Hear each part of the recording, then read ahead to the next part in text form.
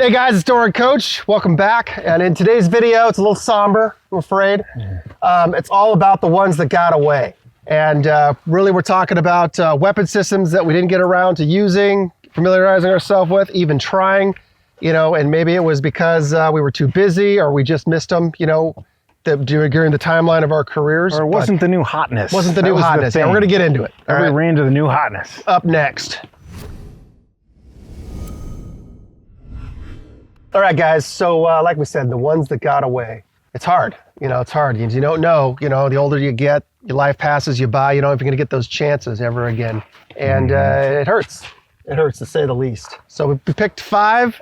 We each picked 2. And then the last one should be obvious at this point, but we'll get to it there at the end. So without further ado, first one is the Smith & Wesson Model 39, but it is specifically the Hush Puppy configuration. This thing is a single stack 9mm with a horrendous trigger, a mechanical safety, but it came with a can, and it was used by our alma mater during the 60s and 70s to good effect. It was paired up with a just ball subsonic round.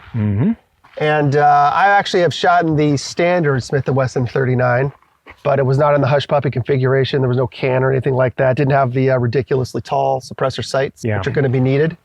But still, super cool gun, a lot of history, and they worked, which is why they were employed. Yeah, when I went to Bud's, that's the gun that we qualified on, was the Smith & Wesson Model 39. I mean, we took it apart and put it together while somebody yelled at you in front of the instructor, but we shot it. And yeah, I can attest that it is a absolutely horrible trigger. I wasn't enamored with it at the time. And when I got to SEAL Team 5, they had just put away those. And the new one was the VP70 with the suppressor. So that was the new hotness.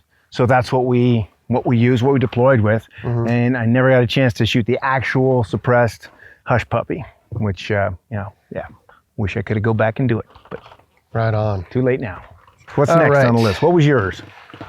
Mine is the Micro Uzi, the smallest and probably most worthless of the bunch. I have shot the full size and the mini size in full auto, but I've never been able to get my hands on a true full auto Israeli Micro Uzi. And that thing was just a simplistic, dumbed down, full auto pistol. It cycled faster than the bigger ones. The smaller the Uzis got, the faster they would cycle. And I don't know, I just think it'd be a fun gun to shoot.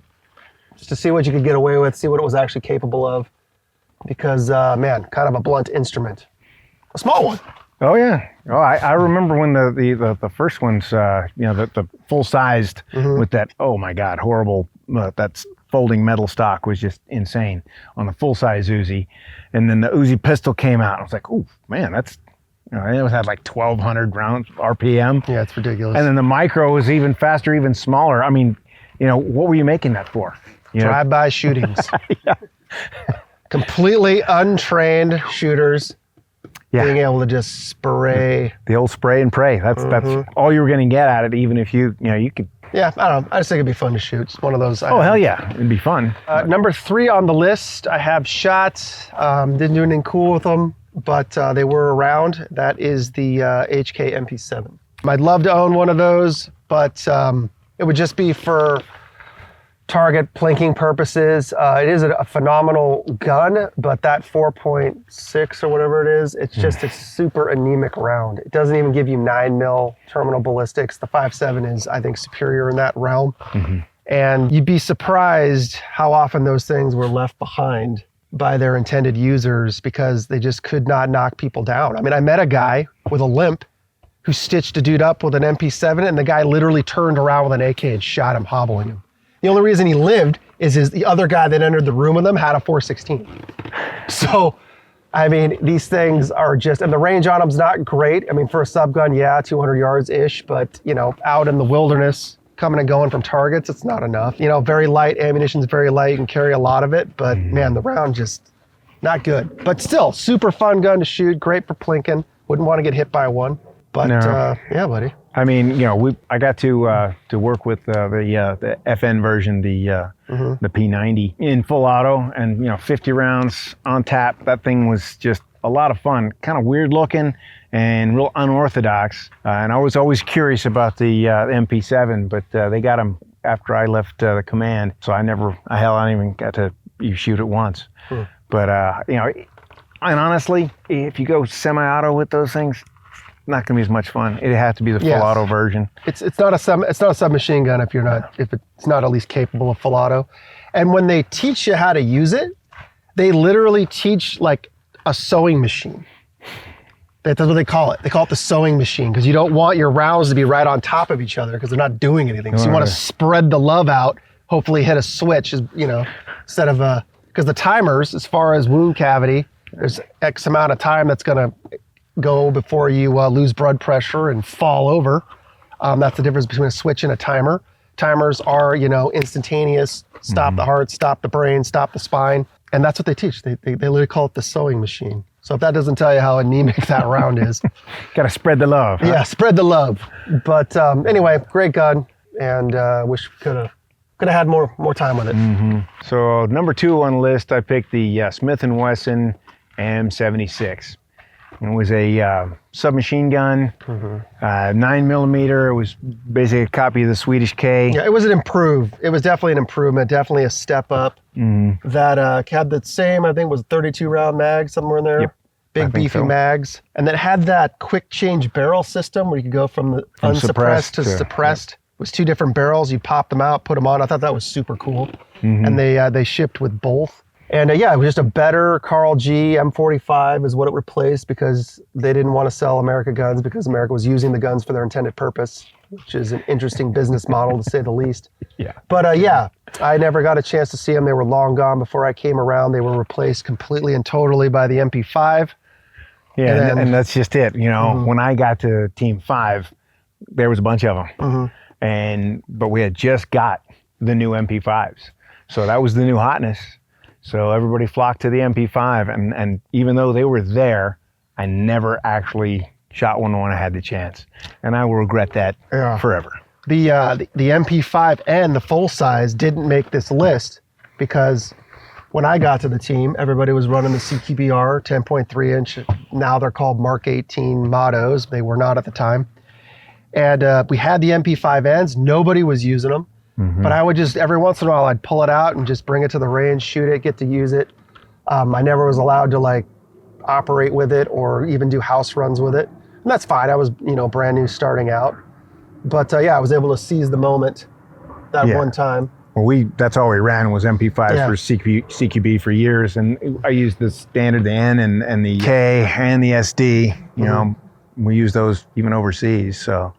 It's a good. It was a good platform, but like I said, you ran to the new hotness and you forgot your tradition, or I did, and you never even had a chance. But I had a chance and I blew it, so that's on me. Still awesome gun. Heath Ledger's Joker put one to good use in The Dark Knight.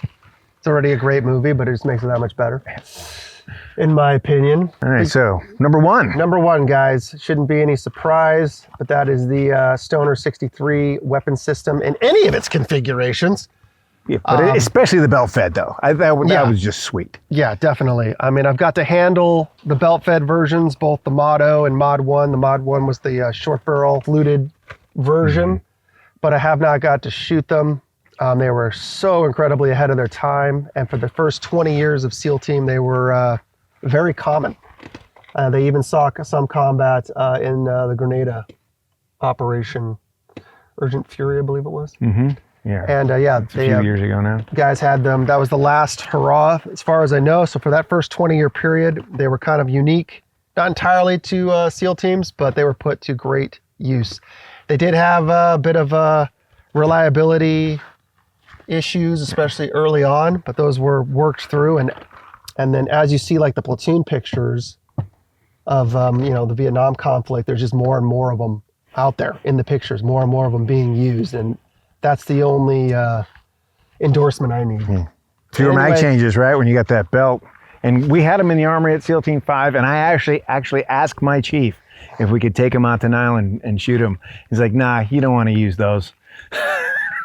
And hey, he's the chief, right? So, Fail. yep, it was. I didn't push hard enough, apparently. I think they're having some issues with the reliability, like you said. They were old at the time and starting to break. Finding, used original ones on the civilian market is almost impossible. I mean, freaking Larry Vickers, the only guy I knew of that had one, and he sold his. There are some repro ones that have come out. You know, there's that Robinson 96, and then just at SHOT Show a couple years ago, I think I saw a couple. Not quite the same thing. Still would be cool. And it doesn't have to be as modular. I mean, the modularity thing was, it was a cool, gimmick. But honestly, if you just built it in that belt-fed version, I'd be okay with that if it didn't switch around. Sweet. And the reason they're so hard to find in parts is they brought all of them from East and West Coast, brought them all, in the early 80s back to Crane, and they just destroyed them all. Pretty much all the ones that are still around. I believe Reed Knight from Knight's Armament, I think he's got the corner on the market because Stoner worked for him there, for a while. So I think that was don't quote me on that one, but that's what I've heard around the campfire. So anyway, guys, thanks for sticking with us. That's our top 5, the ones that got away. It just irks. We're always talking about it, I should have done this. I should have shot that. There's some other ones out there, obviously, but these are the ones that really stick with us. So before we get to that phase plasma rifle in the 40-watt range, make sure you shoot everything in your armory. Yeah. All right, guys, now that I'm thinking about it, I'm going to go ahead and turn my AirPro off and take it off. And, this video, just for fun, just giving you an opinion piece on, our regrets on not shooting certain stuff. But it's social media friendly. And there's a lot of stuff we like to get into that's not, and obviously you know why. So that's why we have the War Room. That is a subscription-based community where we have privacy and the freedom to kind of geek out, talk about, get into whatever we want. So go ahead and check that out in the description below if that interests you, and hope to see you there.